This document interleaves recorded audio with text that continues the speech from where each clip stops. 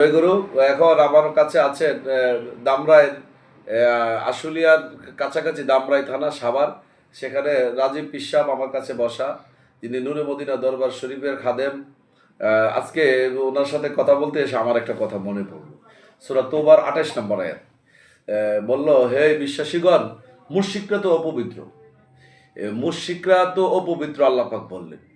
তাইলে যেহেতু অপবিত্র বলছে, তাইলে তারা পবিত্র না। মুশরিক যারা, যে মানুষগুলি মুশরিক, তারা অপবিত্র, এটা আল্লাহ পাকের কথা।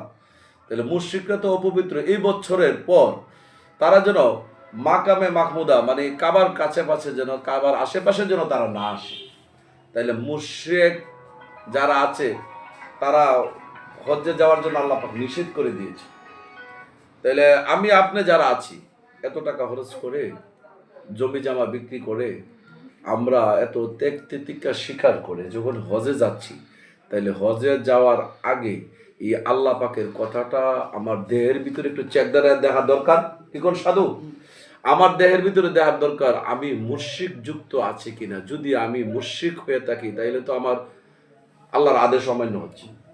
হজের পরিবর্তে আমি কাফের হয়ে যাব। হজ মানে কি? জিয়ারত করা, দর্শন করা। যদি হজে কেউ যায়, তার আল্লাহ দর্শন হয়, নবীর রোজা মোবারক জিয়ারত করবে। সেই জায়গায় যদি আল্লাহর আদেশ অমান্য করে যদি যায়, তাইলে হজের বদলতে আমি কাফের হয়ে যাব। যেহেতু আল্লাহ পাক সূরা তওবার 28 নম্বর আয়াতে বললেন, মুশরিকরা তো অপবিত্র, এই বছরের পর তারা যেন মসজিদুল হারামের দ্বারে কাছে না আসে। তাহলে মুশরিক যারা আছে তাদেরকে হজে যাওয়ার জন্য নিষেধ করে দিয়েছে। তাহলে আমার আপনার সকলের জানার দরকার, আমাদের ভিতরে মুশরিক যুক্ত আছে কিনা, বা মুশরিকটা কি, এটা একটু জানার দরকার। তা আমি একটু করে জিজ্ঞাসা করলাম, বাবা তুমি হজে যাচ্ছ, বললাম কেন যাও? আল্লাহ পাওয়ার জন্য যাই। তো তুমি বাংলাদেশ থেকে হজে যাচ্ছ আল্লাহ পাওয়ার জন্য, বাংলাদেশে কি আল্লাহ নাই? আছে। তাহলে হজে যে যাচ্ছ, মদিনায় কি আল্লাহ বড়? না।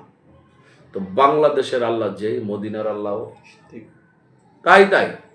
তো তুমি যদি বাংলাদেশের আল্লাহর সাথে যোগাযোগ না হয়, তো মদিনার আল্লাহর সাথে তো তোমার যোগাযোগ হবে না। কারণ আল্লাহ তো একজন, আলা কুল্লি শাইন কাদির, তিনি সর্বশক্তিমান, আলা কুল্লি শাইন মহিতুন, তিনি সর্ব জায়গায় পরিবেষ্টন করে আছে।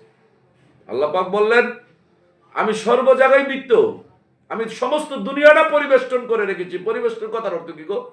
পরিবেষ্টন কথার অর্থ হইল, তুমি তোমার শরীরের মধ্যে কাপড় পরে যেভাবে ডেকে আছো, আল্লাহ বলেন আমার সৃষ্টিটা আমার কাছে এইভাবে পরিবেষ্টন করে রেখেছি। তাহলে মক্কায় যে আল্লাহ, বাংলাদেশে বাংলাদেশের আল্লাহর সাথে যদি তোমার কর্মকাণ্ড, হাসিলত চরিত্রের দ্বারা যদি যোগাযোগ ব্যবস্থা না হয়, তাইলে তুমি মদিনায় যায় এই কর্মকাণ্ড, এই হাসিলত তো চেঞ্জ করতে পারছো না গো সাধু। তাহলে তুমি ওইখানে আল্লাহ পাবে না।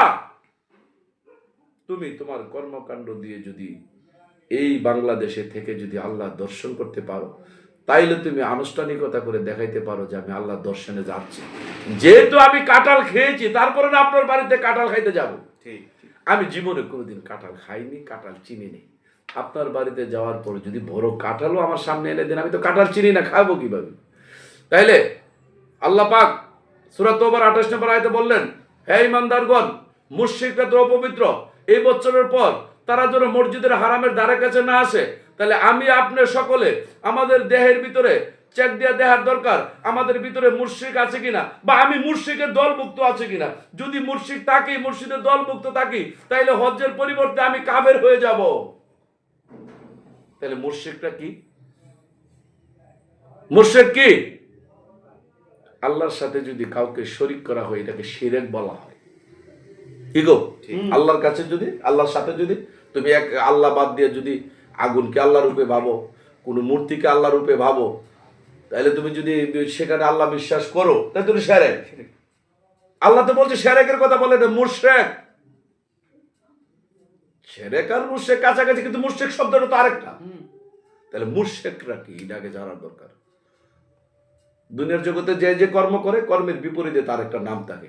হজ করলে তাকে হাজি বলা হয়, নামাজ পড়লে নামাজি, দান করলে দানবীর, আমল করলে আমলিক। এভাবে প্রত্যেকটা নামের পাশাপাশি, রোজা রাখলে রোজাদার, নামাজ না পড়লে বেনামাজি। এইভাবে প্রত্যেকটা জিনিসের একটা নাম আছে। কি কর্ম করলে, কোন কাজের সাথে সংশ্লিষ্ট থাকলে তাকে মুশরিক বলা হয়, এটাকে একটু জানার দরকার।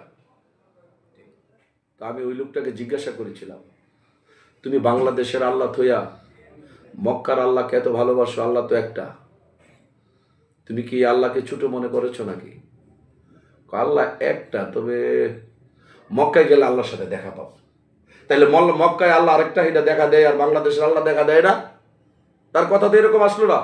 যেই ব্যক্তি একই আল্লাহকে তার বডির ভিতরে বিশ্বাস করে না, তার দেশের ভিতরে আল্লাহ বিশ্বাস করে না, এক জায়গায় আল্লাহকে ছোট বিশ্বাস করে, আরেক জায়গায় আল্লাহকে বড় বিশ্বাস করে, এক জায়গায় আল্লাহ শুনে না, আরেক জায়গায় গেলে আল্লাহ শুনে, এই ধরনের ভাবনা যার ভিতরে আছে সেই মুশরিক হয়ে যায়।